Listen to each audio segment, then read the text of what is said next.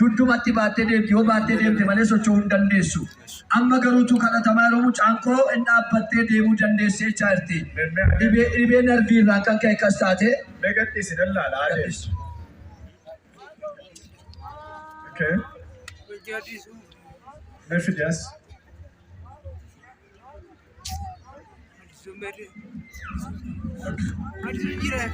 Yoo qabamtayyuun dhaabattu sobin harruma dhaabatte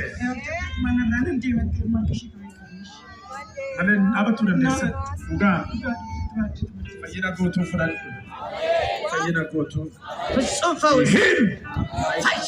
kottu deemi.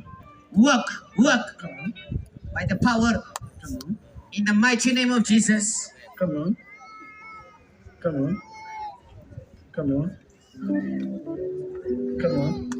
Okay.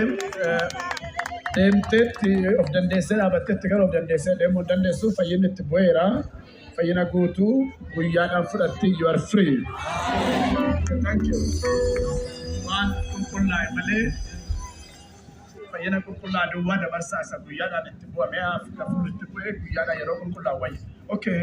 Daa'imni kuni ji'a dura kan isheen qabamte mana yaalaatti yaadamaa kan turte jedhu ji'a afuriif immoo dhiigatu karaa gadameessa ishee yaa'a akka nama guddaatti anjatti dubbisee deemaa harmeen kun gaafa jimaataa agurri waaqayyoo itti bu'ee jennaan duran cheekii qoradha madabban dubbadolee fuudhee galee ergasii garuu irraa dhaabbata utuurra jiru jedhu. Dhiigatu dhangalaa karaa gadameessa ishee ji'a afuriif manni yaalaa tokko rambasaatti yaadamaa turte buloo kana fakkaataa Qorichi kuni faayilli kuni CD kun kan sheedha. Kan sheedha iyyee.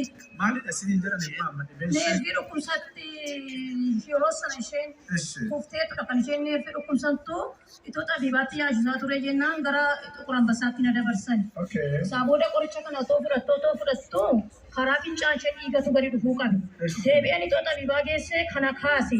Gaafan kaasu immoo gara Qurambasaatti na dabarsan. Qurambasaan immoo deebisee qorichuma kana fudhattu qoricha kana akkana godhaa jedhani. Isaa booda sodaadheetanii qoricha kana irraa dhaabe. Irraa dhaabee isaa booda yaa Waaqayyoo yoo mucaa kana fayyiftes yoo ajjeeftes kan keeti. Dhiigni kun hammamiif karaa gadameessaa ba'aa ture? Taa'ee ji'a afuriidha kan inni keessaa gadi ba'uu qabu. Yeroo qoricha irraa dhaabu kan taree ba'a. Yeroo isheen qoricha dhiqinsitu akka bishaanitti keessaa gadi. Akka bishaanii. Jimaata dheengaddaa dhaabate. Jimaata dheengaddaa akka saayitii booda gaafa siniftalee sitti namni ta'anii biyyoo ammaarra dheengadi. Yaa Waaqayyo kanaanis yoo sinuna waamee ta'ee mucaa kanas yoo sinuna kenne ta'e mucaa kana dhiiga kanarraa dhaabe.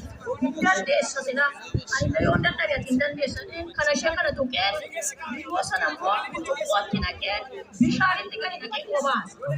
Ani mucaa irraa fayyadu. Amma gaafa sabbataatti yoo dhiigni kun irraa dhibame amma gaafa sabbataatti dhiigni kun irraa dhibamnaan macha kana dura dhaabadhee hojjetoota ishee kana dubbaa dura dhaabadhee Ilma Waaqayyoo galata fidaa.